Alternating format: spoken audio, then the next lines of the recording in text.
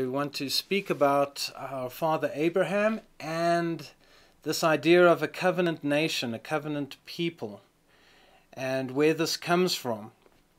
So we all know that we pray to the God of Abraham, Isaac, and Jacob. Let me put that up here. Let's see if I can get this. There we go. We just do this, and we know that we worship the God of Abraham, Isaac, and Jacob. We say this, but it's good to get into why we speak about these three people. And this is what we call the patriarchs of Israel, the fathers of Israel, the foundation block on which this idea of a chosen people, a covenant people, rests on. So I want to get into, this is going to be very background today, but we're going to meet this I call it the crazy family tree. But you know, when you're reading Book of Genesis, it's like Days of Our Lives mixed with a bit of Bold and the Beautiful. There's a lot of stuff that is we just see a family. We just see the kind of that real element of not portraying the perfectness of families. And that's also one of the things that gives credit to the scriptures, is that it's just very honest. It's very open about what happened. And we see, like all of us, this kind of wrestling with this walk that we have. So Abraham, I want to talk just a few things about Abraham and why we shouldn't be too surprised that Yehovah comes into time and raises Abraham up at this time. What we know is that after Noah, he has three sons: Shem, Ham, and Japheth. And Shem is the oldest, and then we see that they're having children and descendants. This is Genesis 10 and 11. And then there's that incident of the Tower of Babel, where again we just see this dramatic collapse of God's desire to have people that serve him in truth. Because he said, go forth and multiply, and they formed these city-states, and they just rebelled. And so mankind again was at this very low ebb. Now, in the themes of redemption, and I talk about this a lot because this comes through, there is this understanding of it should fall on the shoulders of the preeminent, or an understanding of the firstborn child. So with Noah, we should see that a Semite might be chosen in the idea of redemption of the nations. Okay, and this is also this grand theme that's connected to the gospel. Okay, so Abraham, he is a Semite, okay, descendant of Shem. When you say anti-Semitic, we usually use that for a very narrow brand of Semite, the Jewish people, okay, who are descendants of Shem, but there are many nations, so almost like 1 in every 3rd nation today will be Semitic. So he's firstly a descendant of Shem. The other thing is that Genesis points out that Abraham was also a descendant of Eber. All right, and this focus, it really tries to highlight it. And a lot of people say, well, Abraham was the first Hebrew. That's not in keeping with how Genesis tries to portray it. Abraham was a Hebrew, but there were many Hebrews in his day. Okay, they were the descendants of Eber, and we see this in Genesis 10 and Genesis 11. What is unique about Abraham is he's called out of the Hebrew people, and what we started seeing this week was that there are all these covenants, wonderful covenants. God saying to him, "I'm going to make you a single man." This takes incredible faith. I'm going to make you into a great nation. And eventually we even see the father of many nations. So big vision. And so that's Abraham. Abraham is a Hebrew, but also understand there are others as well. But when we pray to the God of Abraham, Isaac, and Jacob, from where we also get Israel. Jacob is later on given the name Israel. That'll be some of your homework this week. What I've also put on this little diagram here is just some red lines, just linking them, linking the lineage. Okay, and the red I'm using here just to symbolize there's a covenant promise that goes to specific seed. Okay, so we see it goes specifically, the covenant's made with Isaac. And then we see covenant, the way the Bible presents it, is that the covenant then goes to Jacob. And this is important because when we pray to the God of Abraham, Isaac, and Jacob, we acknowledge these are the descendants that he blessed and gave these blessings to. Islam has shifted this. And they have said, well, we pray to the God of Abraham and Ishmael. All right. And I don't know if you know, in the Quran, they say that it was Ishmael who received the blessing. Okay. And they say it was Ishmael that was offered in the sacrifice where the angel came in. They've shifted Isaac and Ishmael around. But to be of biblical faith, we maintain, no, it went from Abraham to Isaac and then to Jacob. Right, and then there's some other family that you would have read about this week in Genesis 12 to 22. The first one is that you would have heard about Lot, I believe. And he's traveling with Abraham. Now what seems to have happened with Lot is that Abraham's brother Nahor, I believe that's his name, anyway, I don't know we don't really get what happened, but I think something happened in Ur of the Chaldees. Maybe he died there, but he kind of takes Lot under his wing. He takes his nephew under his wing. You'll see I didn't put a dash there with Lot and Abraham because he's kind of in Abraham's care, but don't think of him as a descendant of Abraham. Okay, of the Hebrew stock, also coming from the north down into Canaan with Abraham. But what we see is that Abraham actually doesn't feel the need to carry him throughout his life.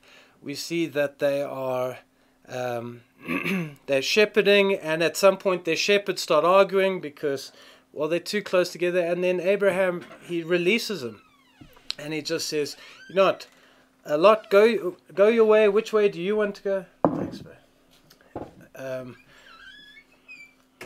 Lot, which way do you want to go? And you remember the story. Lot looked down the Jordan Valley and it looked really green and really great. And so he went down that way. Little did he know, the climatic changes and stuff actually have made that the Jordan Valley today, it's not quite as lush as obviously it was back then. But anyway, he went with his eyes and there was a price to it. But we see Abraham releases him, that Lot becomes his own people. Lot has two sons that come from him, Moab, all right, and Ammon. Okay, and it's good to know these things. You'll see in the PDF we've got some maps of Israel and of Saudi Arabia, and you've got to know where some of these other descendants of Abraham went. I'm not saying they're necessarily exactly in the same places today, but it is interesting with Moab eventually possessed the east side of the Jordan River in what today is called Jordan, okay, or the Kingdom of Jordan. And what's interesting as well is we see one of the other sons, or prominent name, was Ammon. And the capital of Jordan today is Amman. Okay, so these names are all there. We see these are ancient things, but those will be Lot's descendants. Many of Lot's descendants will be in the region of Jordan today and considered among the Arab people. Okay, so that's Lot. His nephew was traveling with him, and so he went and settled over there. The next important character is Ishmael. All right. Often I don't know if you've come across the saying before in your circles where you say, I have created an Ishmael. Right? Sometimes we strive in the flesh to do things and then we really regret it. It wasn't the promise. We knew it wasn't the promise. We were like, we should have been patient and wait. But Sarah is getting old, and it seems as though she's lost hope of ever bearing children again. She gives Hagar to Abraham. You'll also see there I did a dashed line. Okay, I did that dash to highlight when a handmaid, okay, was given via a wife. All right, so they were kind of connected, but it was a handmaid. It was a strange custom that was kind of having there, that she could bear children on behalf of Sarah. But what we read this week is what? That she did conceive, and then she looked down upon Sarah. And Sarah could just tell, she's looking down on me. She's lost the respect for me as her mistress. And Sarah deals harshly with her, sends her away. And God in his compassion, he meets with this mysterious angel. I'm not going to, there's a whole sermon in that. But anyway, the messenger's there, meets with Hagar, and she also gets a wonderful blessing. That this child Ishmael, he will become a great people. 12 princes will come from him. And Ishmaelites today are understood mainly to be the Arab people of today, or the people of Saudi Arabia.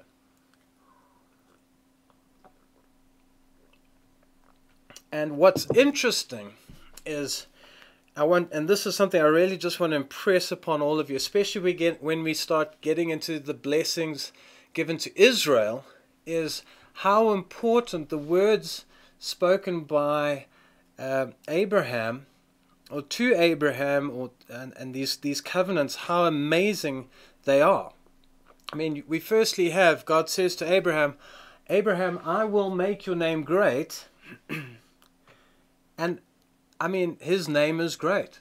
I mean, it has happened. Back then, it was just a voice to a single man in the middle of nowhere, but he's faithful to his word. Think of Israel. Again, there's a man called Jacob. He gets the name Israel, and he says, I'll make your name great. And today there is a nation named after that man. How many nations can we say that of, where the name of that man has been exalted to such a status? But we see that with Israel. What's interesting with Ishmael, okay, is, did you see, it's kind of the description of what his descendants would become like. I don't know if you took careful note, but knowing that it's descriptive of the Arab people, it says that he would be a wild man. And it says that his hands would be at the neck of his enemies. I believe that's how it's phrased. And I mean, if you think of the Arab people, I mean, it's the perfect description. These things come to pass. Our Father's words are so true. It's really uncanny. And so that's the second we need to understand. Now you'll see with Ishmael, who became the Arab people, we do not get that red line. Okay, she fell out of favor with Sarah, and he did not get the covenant according to the scriptures. It's not that you're a lesser nation. It's not that he loves all his children, but the covenant is about he needs to create what is called a firstborn nation. Okay, he's got all these children. Okay, but one is going to have what is called a firstborn status. And we will flesh that out as we move through the weeks. And this is what the red line is about. And we've got to acknowledge where it didn't go. And unfortunately, I think it's a bit like, a will.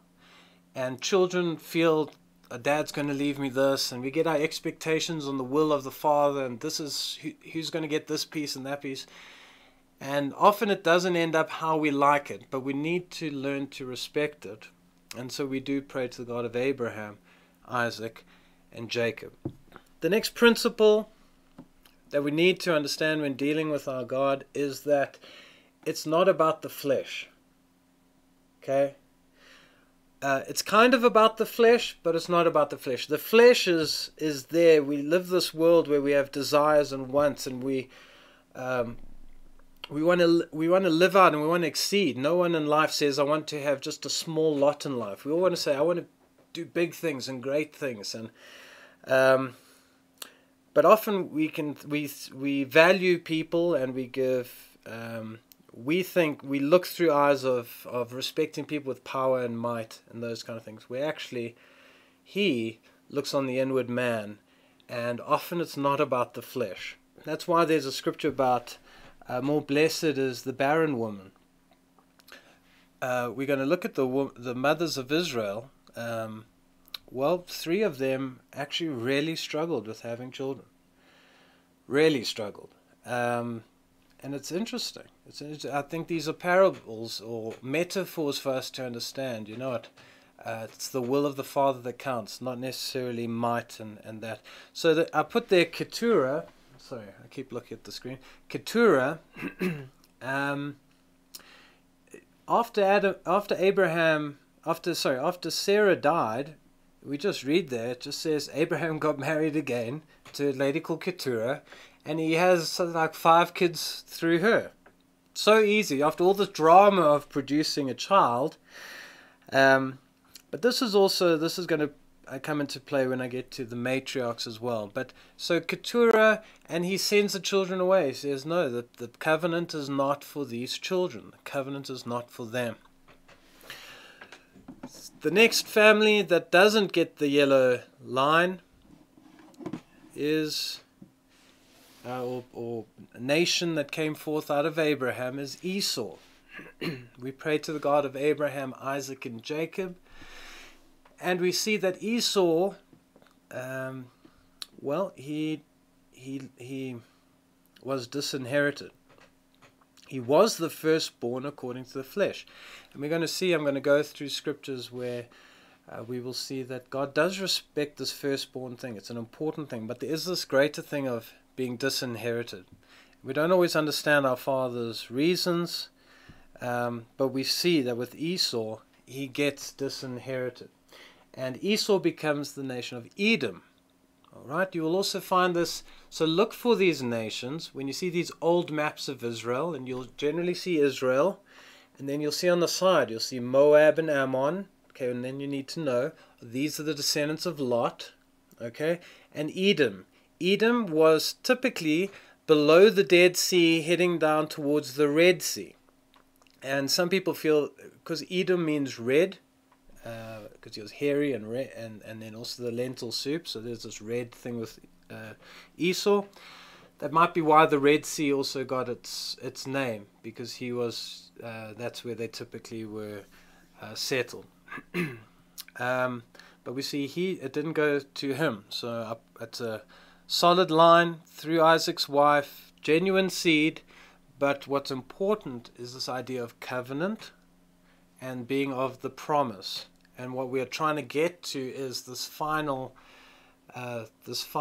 nation where God says, here we stop, and it's this nation. So it's not the nation of Abraham, it's not the nation of Isaac, because 2 nations came from him. It's the nation of Israel, and this is where it stops in Scripture. So, and from Israel, we get the 12 tribes. All right, and I hope that by the end of this Bible study, you will all know these names back to front. I'm going to see if I can try do it. Let's see. I'll try not cheat. Okay, so and there's a story to this. Okay, you're going to be reading it this week. Jacob gets 2 wives. I've got the 2 wives. Let me bring that in now. I'll explain that soon. He's got 2 wives, and they both bring in their handmaids as well, just to really complicate things.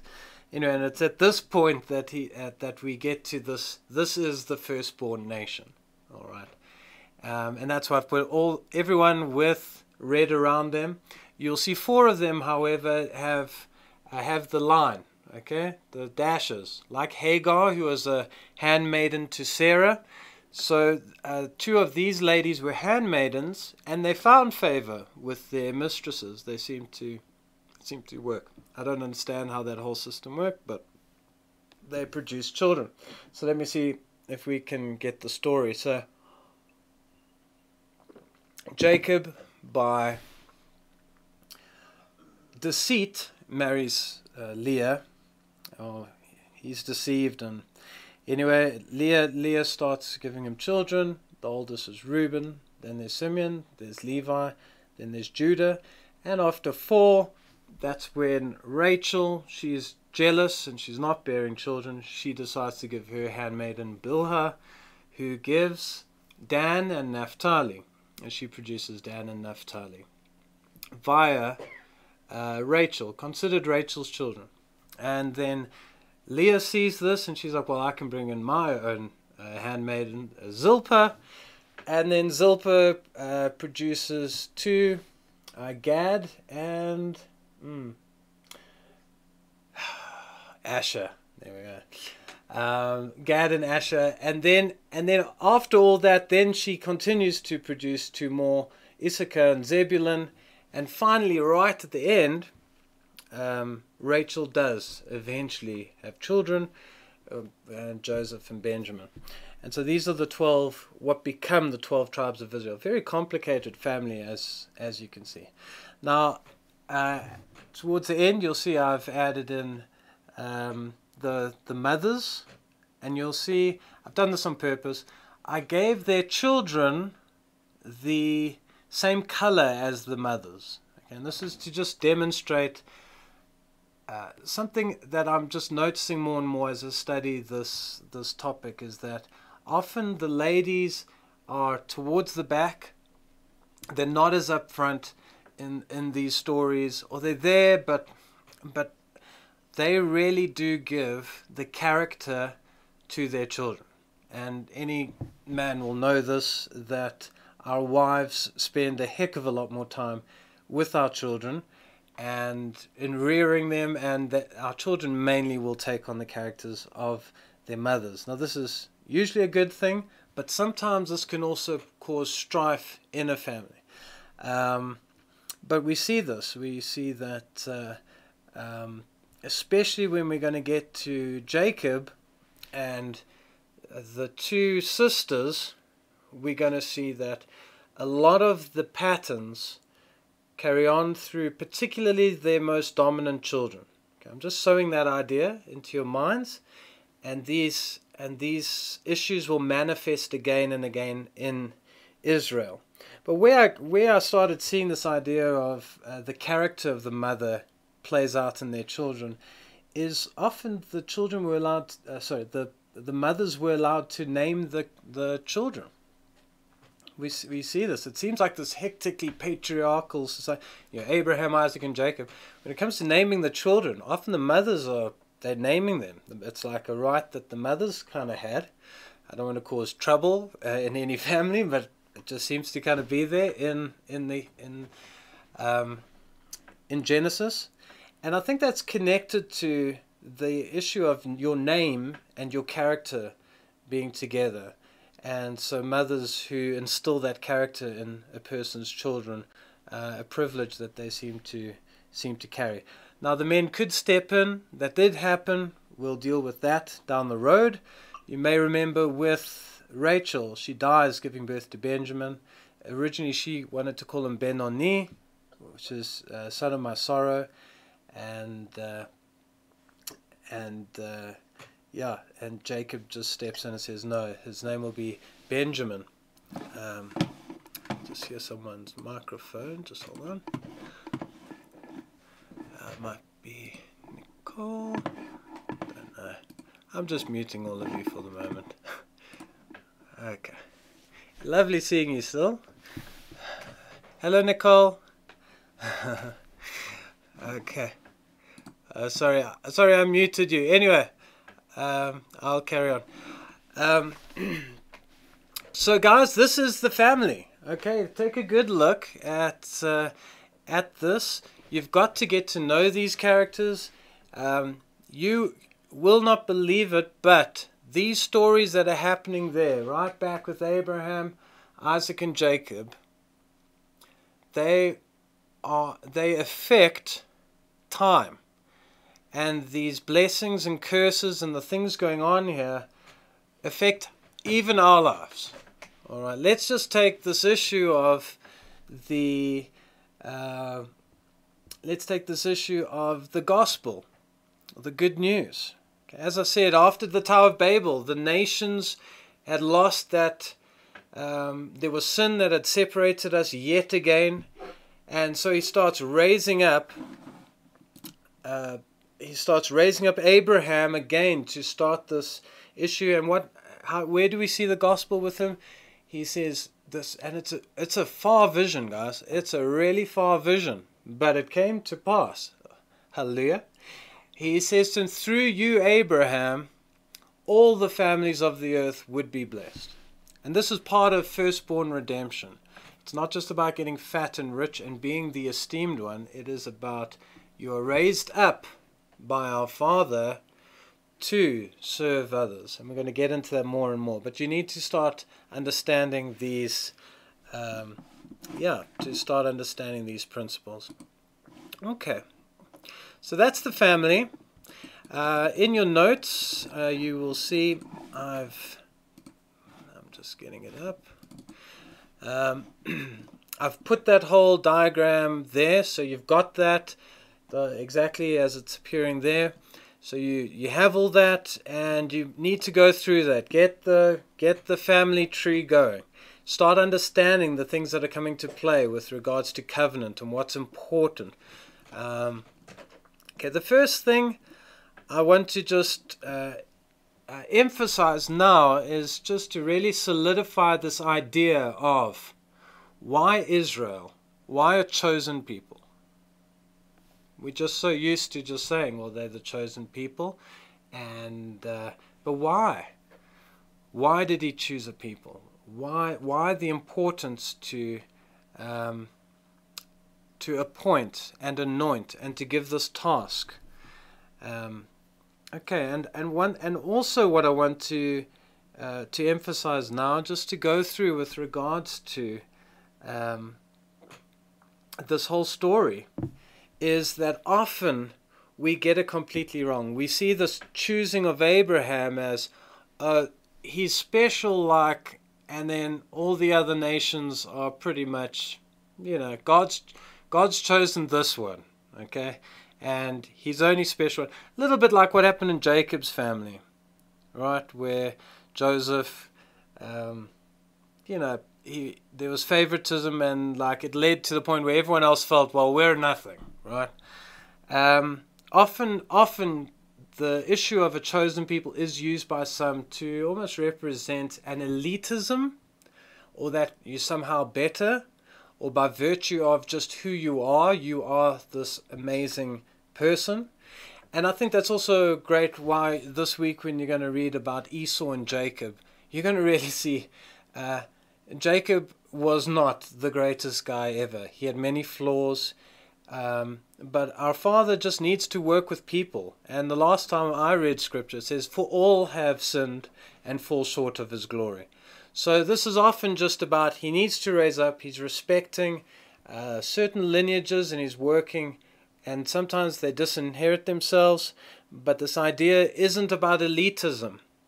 It's about understanding our Father's plan for ultimately, it's about the nations. So it seems really like he's choosing Abraham for just this narrow nation idea, but it's not about, it's for something bigger. And that's how Israel should have proclaimed this gospel or understood the gospel. Okay. So, a few scriptures. If you got your Bibles, you can look at them, or you can flick through on the PDF. But I'm going to read them through just to highlight this issue of the nations. Go to another camera view. Okay, the first one. Okay, so Abraham in the light of Babel. I spoke about this a bit, that the nations of the world are in a fallen state after the great sin at the Tower of Babel. It should therefore not surprise us that God looks amongst the descendants of the firstborn of Noah. And there's this issue of firstborn redemption. Shem, all right, to do a redemptive work among the nations as he seeks redemption. Okay. And so I want to draw out a few scriptures here that point to this idea of the nations, and we're going to study Israel and the tribes. So a very narrow view, but the way I teach it, it's a narrow view, but it's got a very big vision. Okay, because our Father loves every nation. He loves the Chinese. He loves the Aboriginal people of Australia. He loves they are his children. They are other nations.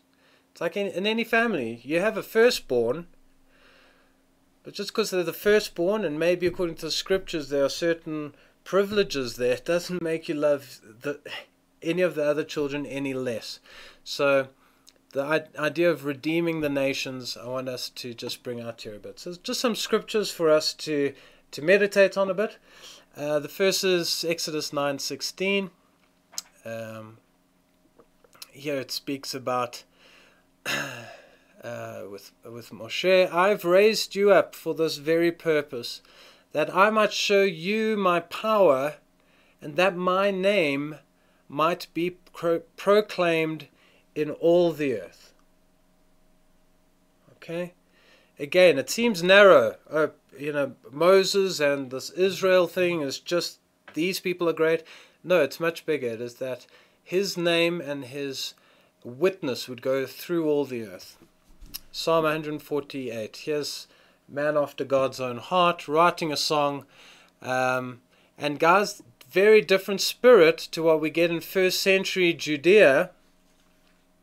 All right, where in the first century we see, hatred of Samaritans, hatred of anyone outside our clan, which we are the covenant people. And Psalm 148 verse 7, praise Yehovah from the earth. Kings of the earth, all you nations, you princes and all rulers on earth. There are tons of these, but I just want to highlight this issue of the nations. And then I want to also highlight the issue of the problem in this, that there was a fallen state. There was something about, in the book of Acts, it is about these people were unclean. There's an uncleanliness that was in the nations, but God has this vision for the nations. I love these children. They've fallen. I need to redeem them, bring them back. We remember, I've got it there, Matthew 15, with the Canaanite woman. I mean, Canaanites, if we've learned anything from the Torah, the Canaanites they were to be destroyed. The Canaanite woman is there with Yeshua. And he says, I will not give the bread and give the bread to the dogs.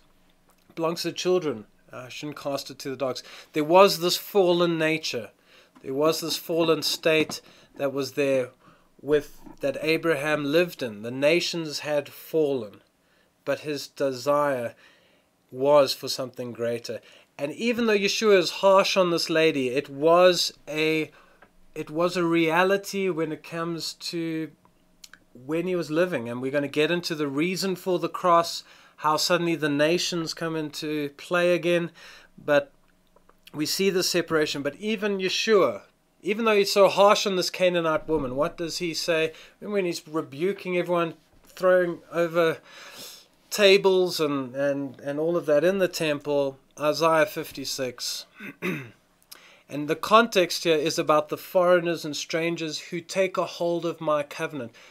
That they should never have lost this vision for, yes, the nations have fallen, yes, I've chosen you and you are my Kadosh people, but a time would come where foreigners and strangers will be able to take hold of this covenant. And it even speaks in Isaiah of they will even make offerings. And those offerings and sacrifices will be accepted on his altar. I'm too scared, like Yeshua said, not one jot or tittle will be taken away. Many of us don't know what to do with a lot of the sacrificial system. I don't want to get into that. But let's look at it. And what's more important is how it ends. For my house will be called a house of prayer for all nations. So there's this understanding I want to just bring, that the nations had fallen subsequent to Noah. the Tower of Babel, and there was this need for redemption of nations. The nations were not at that point where they could just take a hold of the covenant, but through Abraham, through his seed, we start seeing a plan. Okay, there is a plan through him and a nation that would come through him. Great. Next point I put there. Abraham is called to produce redemptive seed for the redemption of nations. Okay.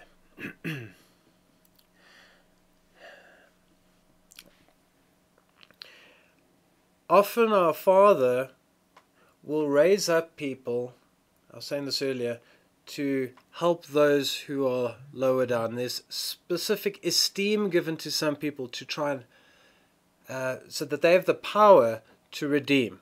For instance, the most famous redeemer of all time, all these single ladies out there, they know who I'm talking about in Scripture. It's Boaz, the kinsman redeemer. All these ladies are looking for a Boaz to come and redeem us. We want a man again, but they need a guy to step out. And so we see this with Ruth, and he had a position of esteem in the family, and he could do a redemptive work for another family member's wife who was a part of the family. There's a form of redemption but it was costly. It would be a costly exchange. That's also going to come into play. That yes, Abraham's being raised up. Yes, it's wonderful. Through him is going to come this firstborn nation, but the redemptive work that nation's going to have to do for the other nations to allow the covenant and to become the covenant people again is going to be costly. Comes at a price. So let's see this idea of being raised up for the nations. This happening to Abraham. We get it in Genesis 12 verse 3. And really this is the gospel. You read the book of Galatians. Paul says the gospel was spoken to Abraham. And there are many layers on what the good news. I mean, Yeshua brought a lot of good news. Okay, but part of it is this idea of the nations. Genesis 12 verse 3, I will bless those who bless you, and whoever curses you, I will curse. And all people on earth will be blessed through you. So we understand, yes, Abraham will make a covenant, but it's through you, a blessing for the nations. Get our Father's heart here. Get a big vision as well. It's like when people see the Commonwealth of Israel in Ephesians 2, and it's like 16 million Jews. It's like we need to go back and read this stuff. Okay, Genesis 18 verse 18. Abraham will surely become a great and powerful nation, and all nations on earth will be blessed through him. Okay? Now, it sounds great, it sounds lofty, it sounds like, wow, they're going to be blessed through you. As I said, it comes at a cost. Abraham had a tough life. And lots of trials, and it's symbolic of his children, or those who have to play that kind of redemptive role. Genesis 22, verse 18. Here we again get it's through his offspring, and through your offspring again, guys. There's a context to this. It is his offspring. It's his offspring of the promise. That's always the context, right? It is those of the promise. But here we see Genesis 22:18, and through your offspring all nations on earth will be blessed because you have obeyed me. Alright? So it's through him, something great for the nations. Then I've also got Genesis 26 verse 4. I will make your descendants, it's coming again, as numerous as the stars in the sky. I will give them these lands. Okay? It's not just about, yes, he is going to be given the land of Canaan. He is going to be given the city of cities. He is going to be given the land of lands. But let's get what this is about. And through your offspring, all nations on earth will be blessed. This gospel is coming up again and again. and again. And listen, Paul is right when he says in Romans that he says the Jews are enemies of the gospel. Okay? And I love my Jewish brothers. I'm not saying this to put them down. We all stumble in different things. But you may remember when Paul was in Acts 21, I don't know if you remember, they were really just trying to somehow get some accusation against Paul, and they catch him on the Temple Mount. He says, guys, let me explain. And he starts telling a story. And it's incredible. He's talking about Yeshua, and that he's the Messiah, and he had this vision, and Yeshua spoke to him, and the Jews have no problem. They're listening through all this. And it gets to the end. And he says, and Messiah, and I was told that I should go unto the Goyim, unto the nations. And it says, at this word, they erupted and they said, what have we got any more to do with this man? Take him away. So we've got to get this bigger vision. Our Father loves all the nations. Yes, there's a covenant people. He's going to work through them. I don't want to deny those who he says, we need to respect that. I'm working through these people. At the same time, we also can't have a form of elitism. It's for a greater redemption. We need to understand that. So here we see, Abraham is called to produce redemptive seed for the redemption of nations. We see somehow through him. Okay, but as I said last week, we're going to see this thing of progressive revelation. Because right now you're like, okay, is it Messiah? It's actually going to happen through the tribes. That's why this is going to get interesting. Okay? You're going to read some things this week, okay, where you're going to start seeing things about nations. And like Jacob gets the name Israel, and suddenly I pray our Father will give you eyes that as you're reading Genesis, you're going to see, gee, that's interesting.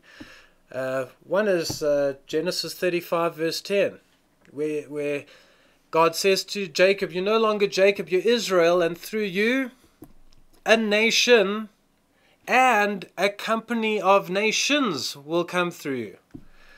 Okay, things to just bear in mind, especially as we saw the family tree. Israel is this nation that's going to provide this redemptive structure. Great. Did I do it? It also went through Isaac in Genesis 28 verse 14.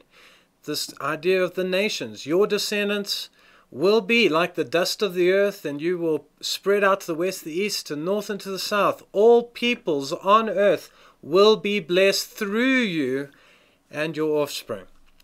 So let's not just see Israel as becoming the great nation of God, but there's this redemptive plan as well. Okay, for those who can open their PDFs, I know some of you can't.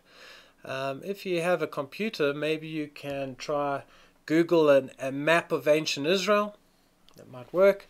And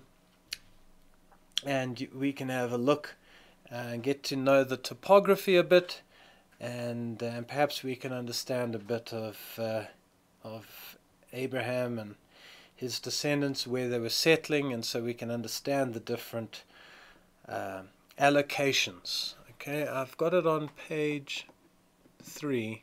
I've got a bit of a map there that you should be able to see.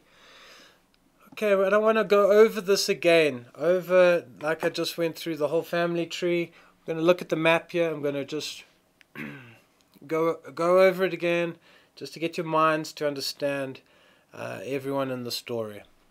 Okay. So the first question I write when it comes to the seed of Abraham to become the firstborn nation. This is what it's ultimately coming down to. Okay? And Israel is that firstborn nation. Okay? You're not going to read that in the whole of Genesis, just so you are aware. So you're not saying, well, where do you get that from? We get it when Moses has to go to Pharaoh and get the nation, because they had to first become a nation. They were a family in Genesis, right? They had to go down into Egypt, multiply like crazy, 400 years. And then he says to Pharaoh, Israel is my firstborn. I need to take them out. Okay, so it's all about, so that this is why the covenant is so important, and we see this fighting in the amongst the people. Okay, to Abraham's seed was given special promises. However, we do not see Keturah's children receiving these blessings, but they were instead sent far away to the east. Nikki, why? My wife's, huh? Okay, so it's because that it wasn't Keturah that the promise was given to, okay? He actually, guys, we think it's this man's story of Abraham, Isaac, and Jacob, and in many ways it is, but he singles out Sarah. Sarah really found favor in his eyes, changes her name from Sarai to Sarah, and says, through you, you will be a mother of many nations. We often overlook that. That Sarai was, and so we see the covenant went there. So even though, yes, Keturah, after Sarah's died, Keturah's having lots of seed, the seed of Abraham, but we're not talking about that seed, right? The context, that's why it's very important to see, the context of the seed of promise. This is what Paul will bring up many times in Galatians. He's not making this stuff up. This is what it's about. It's that the promise belonged to, and it went through Sarah. Well done, Nikki. Okay, contextually the passage is referring to his seed, specifically to whom the promises and covenants belong to or were destined for. Cool. This would not simply be for all the descendants that came from Abraham's loins. Okay, I don't know if you got your picture there of ancient Israel. Maybe you know the maps a bit. So when you got a picture of Israel, just understand Abraham came from the north, okay, and he was quite further north. Those who know the map, above Israel today is the nation of Lebanon. He came from even beyond Lebanon because he crossed over the Euphrates River. All right, you may not know this, but Lebanon basically belongs to the descendants of Israel. If you actually get to the boundaries of it. Anyway, but let's look at some of those that did come from Abraham, understand where they settled. Okay. So Keturah, you won't find her children even on these biblical maps. They were sent to the east. They had to go out of that area completely. Okay, and we know that they didn't belong to Lot. In time, he left Abraham's company and he dwelt east of the Jordan. I was talking about that. In Jordan today, you have the capital Amman, and Moab was in that territory today called where Jordan is. If you look on the map I gave on the PDF, you'll see Moab to the east of the Dead Sea and Amman there. So that's where Lot, the nephew of Abraham, settled. Was Lot a Hebrew? Yes, he was. He was the descendant of Eber. Okay. For some reason, I don't know where it comes from, we kind of have made Hebrews Israelites, like all Israelites are Hebrews. When you read in the Bible, no. Eber was a descendant of Shem. Lots of families were coming from Eber, and Abraham came from there. Okay. So anyway, so yes, Moab, Lot's descendants would have been a form of Hebrew nation with time. Maybe not an Abrahamic nation. He was the nephew, not of Abraham's seed, but you see where he settled, to the east of the Dead Sea. Okay, so when you're reading of Moab and Ammon, don't just think, oh, these are like the Canaanites and the Perizzites and whatever. These are more people that Israel had to kill and get out or whatever. These are actually brother nations. Okay, they should have actually worked together, but we often see that they were enemies. Okay. Further south. Okay, then I move on to the descendants of Ishmael. All right.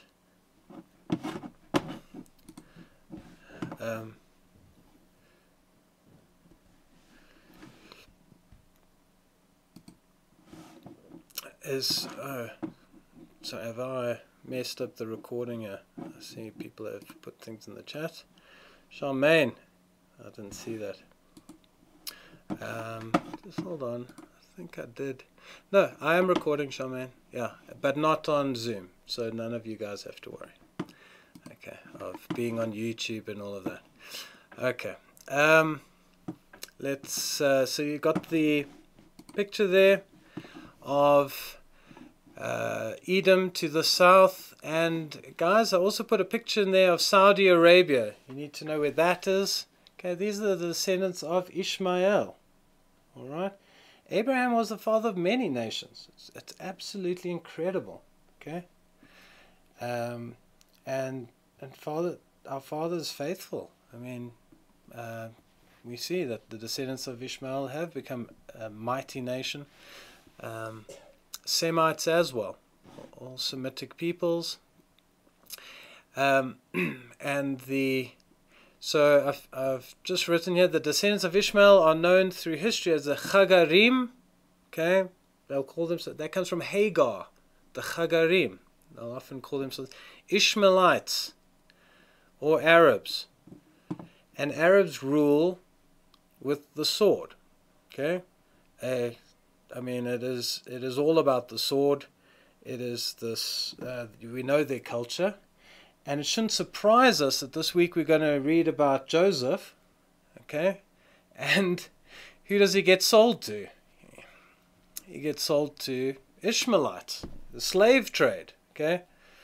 I mean, listen, white people have partook in the slave trade, but really it's the Islam and the Arab world that have the greatest history in time with slavery. Anyway. But and so we see anyway that's where Ishmael went to settle. So the Saudi Arabia, that kind of peninsula.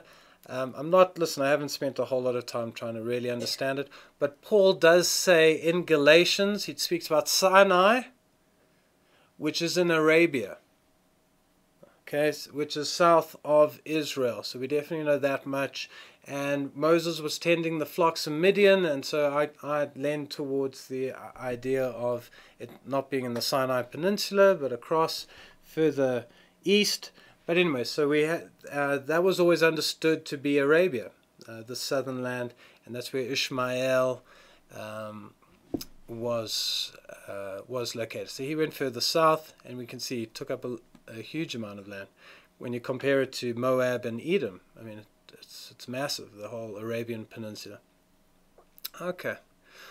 And then, I also speak about, although the blessing of the firstborn nation went to Isaac, guys, he said, yes, Isaac, you have the covenant, okay? And it is to go to Isaac's seed, but again, it is the seed of the promise, and it didn't go to Esau. And we're going to look at some questions this week when you're reading the passages that you have to, I mean, what? Why on earth did Jacob was rotten, man. That, I don't know if you guys struggle with the whole thing of pulling the wool over his father's eyes, and Rebecca, and it's good, because I think it's written like this so that we really investigate and we say, what is going on here? Okay. And it's only been in the last few years that I finally feel like I can see the fairness in some of the stuff. Okay, principles that we need to learn. Okay, I've got about 4 here. Why I'm doing it this week is I often find it's so much better if you can be reading the passages and you yourself come to conclusions rather than me giving you answers. So I want to give you principles that when you're reading about, especially we're getting into Jacob's crazy family. Okay, that's what's happening this week. Jacob, who marries the 2 wives, and then they're getting in their maidservants, and it's hectic. But like, stuff's going on, and you need to understand these principles. So the first principle, God does not respect with certainty. Okay, I said with certainty, the firstborn according to the flesh. Okay, but those according to the promise. I put in here the passage about Sarah. Okay, yes, Ishmael is the first there, and he's Abraham's first child and this and that. But it's this issue of flesh and spirit, flesh and the promise. And often also you will see people in their flesh trying to get the blessing, and they appear to get it, especially this week when you're going to talk about Leah. I mean, by hook or by crook, she's suddenly just taking over. She's the one having all those kids. She's ahead of Rachel and the firstborns of Jacob, and she's just going for it. So there are a lot of these principles, but the first one anyway, that there's no certainty with this issue of flesh. In fact, often we'll see that people who think they've got ahead will often later in time, you've got to reap what you've sown. And our Father has an amazing way. I don't know if maybe some of you have experienced this in life, but I've had in my life where you have to reap what you sow. And sometimes in the short term you think, oh, I've got away with it. It doesn't work like that. Number 2, God respects the rights of the firstborns. This, you're going to hear me saying this more and more. Talking about a firstborn nation, but it's this idea of you need to redeem. There's a redemptive work. And it does reside generally, okay, there are a lot of things at play here, but he does look, if you're the firstborn, he wants to respect that. Deuteronomy 21, we can read here, if a man has 2 wives, one loved and the other hated, and they have given him children, both the loved and the hated, and if the firstborn son be hers that was hated, then it shall be, when he makes his sons to inherit that which he has, that he may not make the son of the loved firstborn before the son of the hated, which is indeed the firstborn. But he shall acknowledge the son of the hated for the firstborn by giving him a double portion of all that he has. Okay, you've just been given a tip. I've put that last week with this idea of what rights do you have as a firstborn. Okay, Deuteronomy's just given you one of them. Okay, by giving him a double portion of all that he has, for he is the beginning of his strength. The right of the firstborn is his. So there are these rights, and our Father's put them in his law, in his Torah. It's the way this world functions. So he really respects this. But like, it's almost like for every rule when it comes to this, there are these higher rules that can nullify them sometimes. Because we have this exact situation where Jacob gets one unloved wife, Leah, who, shame, she tries to get his affection. Okay, she didn't start it well, but anyway, she seems to be actually quite faithful in many ways. Then there's Rachel, who he loves, and Leah's the one that has the firstborn. She's having firstborn kids. Rachel later, the loved one, she only later has Joseph. Okay, who gets 2 portions in Israel? Joseph does. So, but there are lots of principles going on here. We're going to try and understand. So if it doesn't make sense, that's fine. Okay, you just need to keep thinking about what is going on here, and in time, hopefully, we'll start to see. So understand this issue of double portions. That's what was commonly called the birthright, was the double portion. Okay. Then this is even a more overarching principle that can overarch all of this. There is the right to be disinherited. Okay? I was going to put in some of the scriptures here about Jacob's children, because some of them did some crazy stuff that got them disinherited. Okay? You're going to read about it in the questions for this week. You're going to you can put who you think was disinherited, and you can go through it, and you can ask why and maybe try to find out. But here we see with Esau, God hated Esau. There were things about Esau that he hated. That even, listen, Jacob was disgusting, but Esau did stuff where even in the womb, from the womb, God told Rebekah, the older will serve the younger, and the younger will rule over the older for whatever reason. But you need to start understanding why is it not the God of Abraham, Isaac, and Esau? Esau was the firstborn. Okay, so there are issues of disinheritance. Try and when you read the scriptures, see if you guys can find find these things. And then also, this is the biggest one I've learned. It's when there seems to be disorder, there is a higher order that we are not aware of. And all things work together in a pattern beyond our comprehension for the good. I should have maybe have added that there. For the good. Okay? That if it seems to, with our Father, I've learnt over and over again that nothing is just because. There usually will be a reason. Something there. Maybe the text isn't revealing it, but I can tell you right now, He is incredibly fair. He is righteous and just. And sometimes we see things and we're like, that, God, how could you do that? Nick and I, we were complaining about this one the other day. So, Solomon. I don't know, do you know whose son Solomon was? It was Bathsheba, right? And, I mean, think about it. I mean, what is God's... We would just say, okay, so David had other wives before her. This is the one that there's adultery. Solomon's kind of coming up the ranks. If this wasn't going to cause... I mean, it's the most stupid decision ever in my mind. I'm like, what the heck is going on?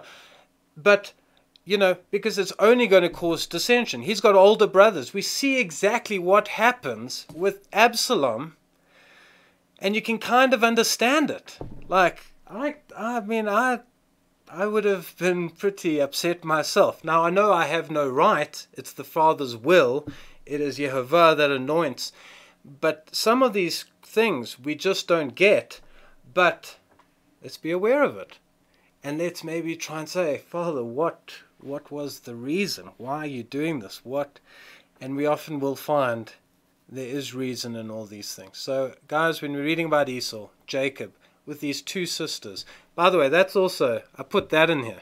So, here's another one of Torah that is like, it says, when there seems to be disorder, there's a higher order. In Leviticus 18, verse 18, it actually says, do not take your wife's sister as a rival wife. It's like a bad idea. Don't do that. And what do we see with Jacob? And yet Jacob kind of has to fulfill it because he did promise Rachel. But then by trickery, he gets Leah. Now, does he forsake his covenant promise that he's... I mean, there's the stuff going on where our Father is setting things up for frustration. Okay? This is also going to play a role in Israel, why there needed to be frustration. Okay, so we're going through some of these principles. Okay, readings for next week.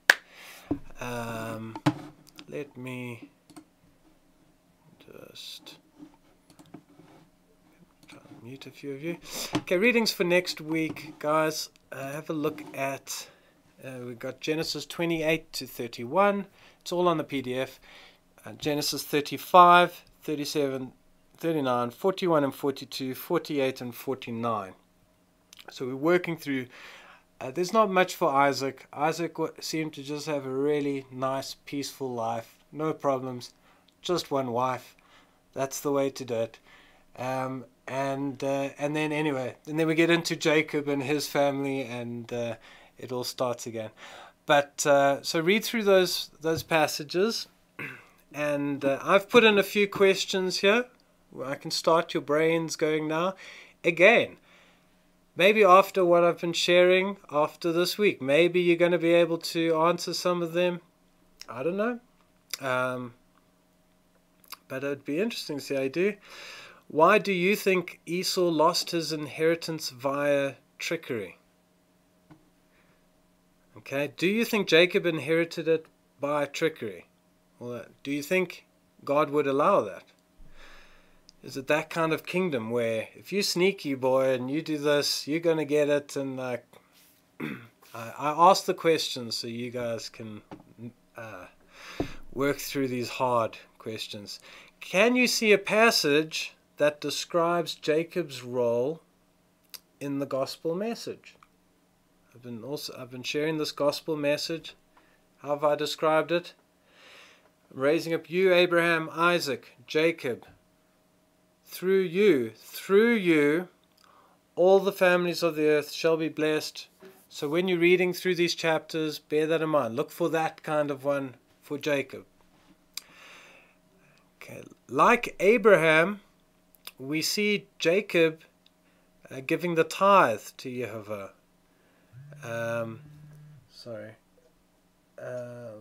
Why? What do you think it symbolized in their lives? I'm just curious what some of you said. I'm going to bring that in a little bit when we get to why there are 12 tribes. Nothing is without chance. There had to be 2 wives. There had to be 12 tribes. We'll get to that down the line. Okay. And then what was the big lesson that Jacob had to learn in Laban's house? Yeah. Oh boy. I don't know if any of you have had a Laban in your life. Okay. Usually it's because we're up to, God needs to teach us a really good lesson. And he puts Labans in our lives they are 5 steps ahead of you and you lessons to learn. Jacob had to go away from his lovely mummy who just, was coddling him or whatever, where he thinks he can steal birthrights and all this stuff. And he's going to face it now, right? In Laban's house. So what was the big lesson that you think he had to learn there? Do you think it was right that Leah get married first? Okay. Because that's what Laban said. He said, listen, and this was quite interesting, because remember I'm saying they were Hebrews. Laban, they are descendants of Eber. They're Hebrews, okay? They have a culture. And it's an interesting statement he gives to Jacob, because I bet it bit him. Because what did he say? Sorry, Jacob, because I'm sure word came from down south about what Jacob did to his brother. I'm sure it came via the grapevine. And he says, with the situation with Rachel and Leah, we have a custom among our people that the right of the firstborn be acknowledged first before the younger. Okay, Jacob hearing that must have cut him. I mean, what's he going to say about that? Especially with his history, right? Okay, so do you think Leah should have?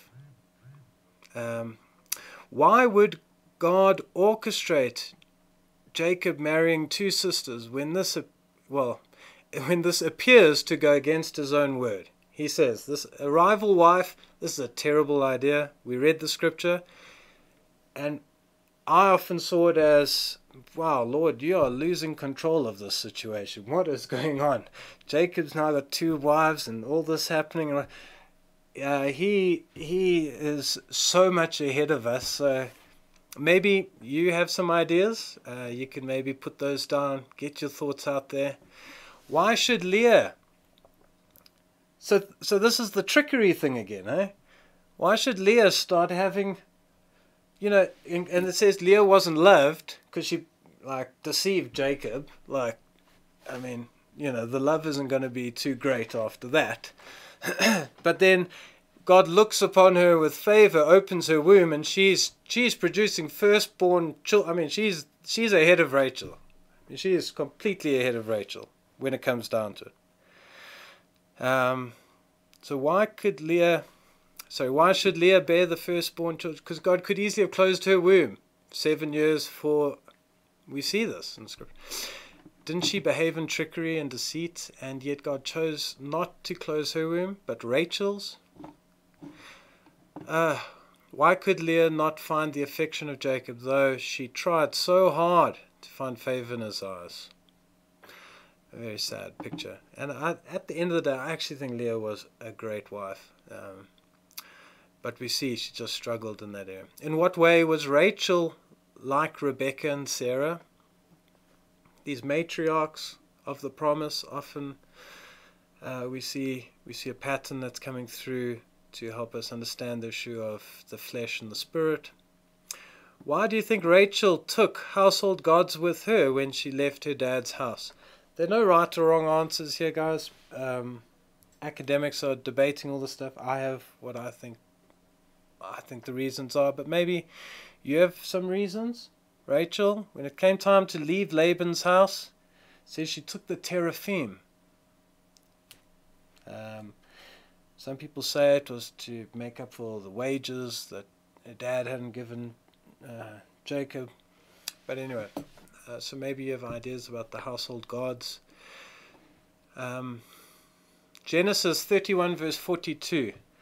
It's a lovely little scripture, but it just reveals the kind of person Laban was, who Jacob went up and had to go and be with for 20 years. And do you think it was fitting? Why was it fitting for Jacob to be there 20 years in his presence? Goes back to this big lesson he had to learn. Okay, and then moving on to Jacob. He's called Jacob all this time. He wrestles with the till the break of day with the messenger. He's given the title Israel. 3 chapters later in Genesis 35, we see he is given the name again Israel. Okay. And I say, what is the definition of Israel? What was Israel to become? Jacob and his seed. And guys, it's a very literal thing. Don't just start getting spiritual. We see with Abraham, he said, I'll make you the father of many nations. Okay, Abraham produced nations from physical seed. Okay, what was said to Israel in Genesis 35? This is where it gets interesting, because he's telling Israel, you will produce nations. That's weird. Maybe we need to spiritualize this. Maybe we need to allegorize this. Maybe this is just, wishful thinking. Because isn't it just the Jewish nation? That's Israel. Okay, this is where it's like, I just want you guys to get your vision up and get excited. Okay. Then, why do you think Jacob loved Joseph more than all his other children? It does say that. I was reading that today. I was like, it did say that. I said, I suppose he's free to. I don't know what you think the reasons were. I've got my reasons, and sometimes parents get on better with certain children. I don't know if you found that. I mean, I've got 4, and I'm finding that. Sorry, Nikki. It does happen. It just you love them all, but sometimes there's a nice groove. Usually the ones that are more like your wife often, because that's what you're attracted to. The ones that are just like you, it's like, yeah. Anyway. But guys, yeah, so why do you think Jacob had said he loved Joseph? But there's more to it. There's more to Joseph. When Joseph arrives, it's just this release and burden off his shoulders. Him and Rachel, and there's this lovely, but it causes envy, right? Okay, if it is the firstborn son, here's another tricky one. If it is the firstborn son who should be revered, how could Joseph's dreams have any validity? Okay, this issue of, I'm raising you up, Abraham, to be exalted, firstborn privilege, okay, among your brothers, okay. Joseph's like number 11 down the road, okay, and yet he's having these dreams of sun, moon, and stars bowing down to him, sheaves bowing down to him.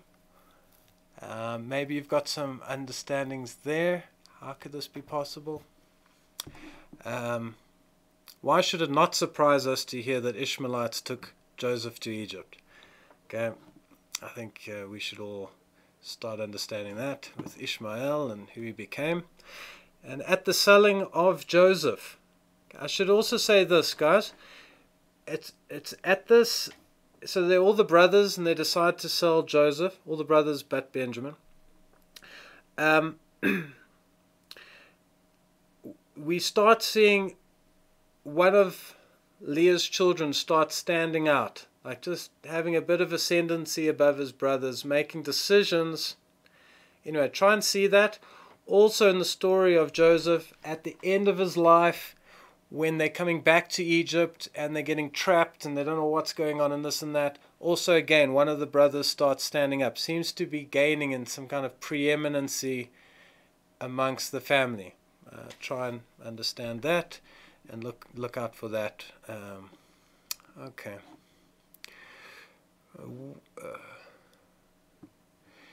Yeah, okay, so Leah's children. Okay, in what way was Joseph in Egypt?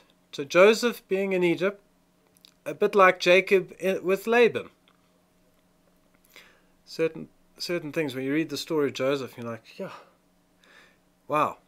Okay, just like Jacob goes up as one man, flipping in servitude to Laban, and yet somehow leaves. And so we know the story, but there are these patterns that exist. This is getting important now, and I really want you to meditate on this, because one of the problems we have with Joseph and Rachel is we like them because they come across the scriptures as likable people, nice people. Okay, not backstabbing, rather comely, pleasant, right? A bit naive, Joseph naive, but like nice guy, right? And so we often give I feel we give the benefit of the doubt with certain situations with what they do. Okay, I want you to look at Joseph in Egypt, and I want you to find 2 acts which show that he possibly departed from serving the God of Abraham, Isaac, and Jacob. That Joseph has this affinity for something called syncretism, okay, which is a blending of, take a bit of Egypt and a bit of this and put it together, and our God can fit into this religious system and kind of bending it a bit. So look at Joseph's life and see how, well, by the time his brothers come, they couldn't even recognize the guy. I mean, he has this way of just blending into losing identity on a certain level. So think about some of those things. All right, then the double portion was the right of the firstborn. We just read about that. Okay. How could Joseph's 2 sons be granted equal status in Israel? That happens in chapter 48. Jacob goes to Joseph's 2 sons, Ephraim and Manasseh, and says, I'm going to make them like Simeon and Reuben and Simeon. Elevates them to tribal status, and they get their own portions. So Joseph has a double portion in Israel. As I said, he's number 11 in the line. What's going on there? Remember, when the order doesn't work, maybe there's a higher order. Start thinking about that. And then lastly, who do you think? Then there's a wonderful chapter, Genesis 49. Get the blessings or the curses of Jacob over his children. Read through that and get to know some of the children that he had. Reuben, Simeon, Levi, what's happening there. Read what Jacob says over them. Okay? And maybe in your mind say, wow, this one seems to get a good one. What's happening here? Okay? Or and maybe you start seeing certain patterns. Okay? The other thing that I'm going to bring out a bit is and this will come up next week. I haven't mentioned it in the questions there, but there does seem to be the interplay of the 2 sisters. It continues in their children. Okay, it continues in generations. The rivalry is not a single generation type thing. Okay, it's infused in the kids, and we see that Rachel starts getting a dominant child, and Leah starts getting a dominant child. And we're going to see, and this is part of and you'll actually see, so we know you're starting to get the picture of the one being Joseph. We see the birthright there. And the brothers bowing down to him in the dreams. Okay, Rachel's child. All right, okay. Leah, look in the blessings. You'll see one of Leah's. Also, it speaks about it. And your brothers will bow down to you. Okay, And this is a continuation of the mothers. I'm just seeing this. The mothers are so important. That their character comes through, that there are these deep frustrations and strivings and preeminence among, like the sisters were seeking for Jacob's affections. We see this as well, and you're going to see this more and more. So, yeah, a few questions there for you guys to go through. But as you read, I hope you'll start maybe getting some ideas, guys. It's not about I'm not trying to teach in a way where there's one right answer. I'm finding I'm revising things all the time because some of these things are very complex. So take your time. Cool. Okay, I've been talking way too long. Does anyone have some questions or they want to ask things? I don't know if I necessarily will have the answers, but is everyone understanding everything so far, just with regards to how we get from Abraham down to Israel? That was the main thing about today, this idea of a covenant nation. Yeah, okay. Okay, and then the other thing is just I also want you to understand that that element of, yes, we look at nations, a nation, and it looks like, oh, these guys don't get it, these guys don't get it. But really, it is about all the nations at the end of the day, that there's a redemptive work that's going to come out. Okay? And it comes at a cost. Always remember that. Redemption comes at a cost. Cool. And then we see, yeah, and then we're understanding a few things more about the covenant. It's about who it's destined for, promises. You're understanding, hopefully, disinheritance, bad behavior. Bad behavior didn't always exclude everyone, especially when there were two rotten apples. He had to choose one for it to go through, okay? But as because all of us do bad things, but I do see this element of disinheritance. I think what else through. And then the rights of the firstborn. I don't know if you're starting to think about those again. Okay, we've come across one now, which is if you have a firstborn, you are to give him a double portion. Yeah, Ches got that. I think all of you, we read that. This issue of a double portion. Okay, this is going to be interesting. Why? Think about this. Now that you've learned something.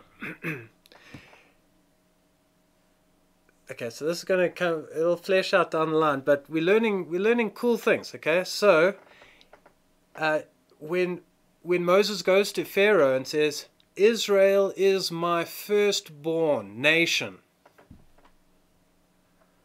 what should we expect? That at some stage, Israel would come into two portions. Right? Where other nations get your portion, Israel would become represented in two portions eventually. Okay, this is where we're going to get into two-house theology.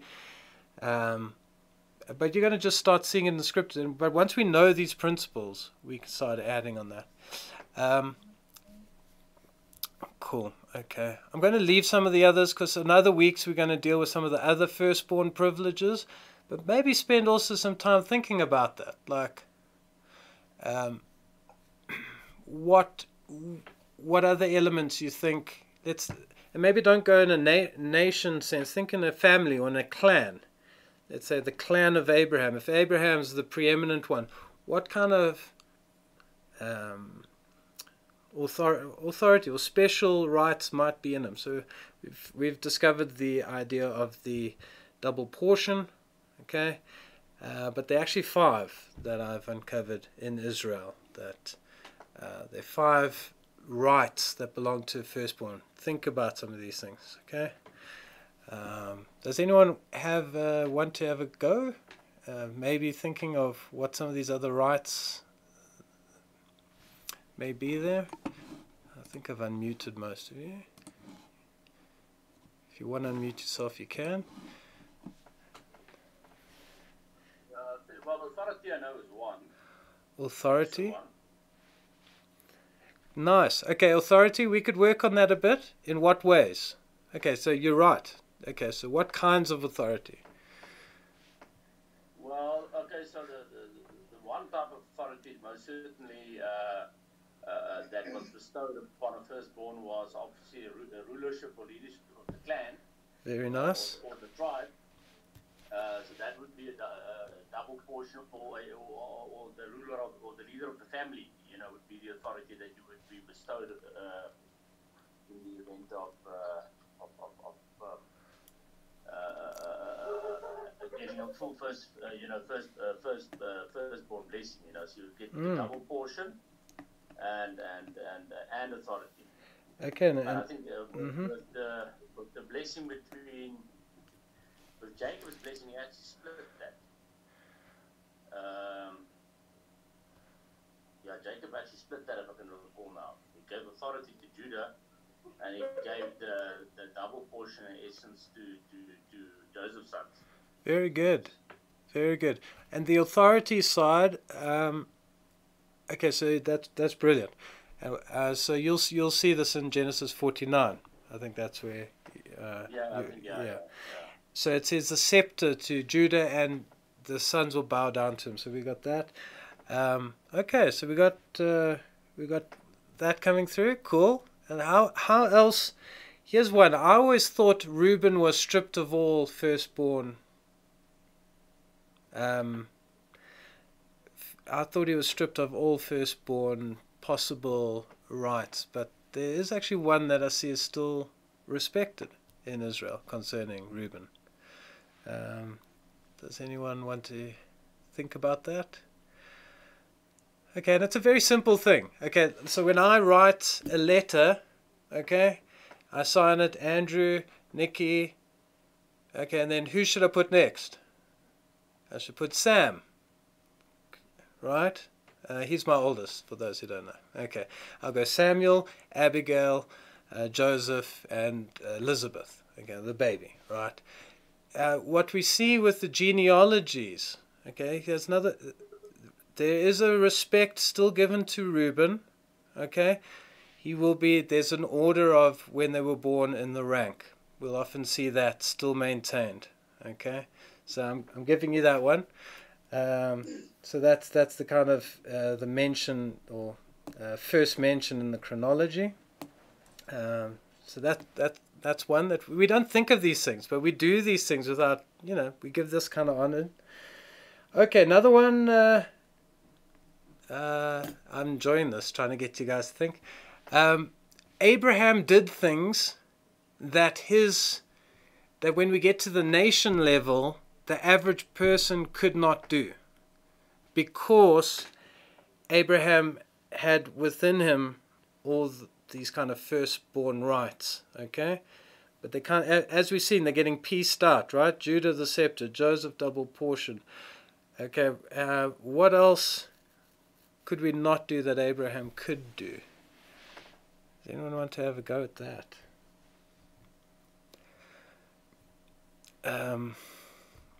When I say it, you're going to kind of think about it. It should make sense. It's the issue of offerings. I mean, it's as simple as that. Okay, so like there was a time where it was the priestly element. Let's put it that way. The religious element was also within and as you go to a nation state, we're going to see division of powers and those kind of things. But we see Levi occupying, and I like that you used authority with Judah, because that is more rulership, captain of the armies kind of thing. Levi has this kind of priestly servant element as well, but that was also something. And then I'm not going to give the last one because you need to think about that. It comes, I will give one interesting thing, is that so the mother gives the name for Benjamin on her deathbed. What does Rachel call him? Ben-Oni, son of my sorrow. Jacob steps in and it's kind of weird, but he then calls him son of my right hand. Okay, now right hand was a way of demonstrating authority and power, and I found one element of the firstborn rights again portioned to Benjamin, and but I won't give that today, but something for all of you to think about. Some more of those kind of rights. No, but the right hand is also the hand of favor, of chesed. Yep. Rachamim. Yeah. Okay. Good. Okay, guys. I think, okay, so Ches, I need to give to you I need to send the email. My apologies again.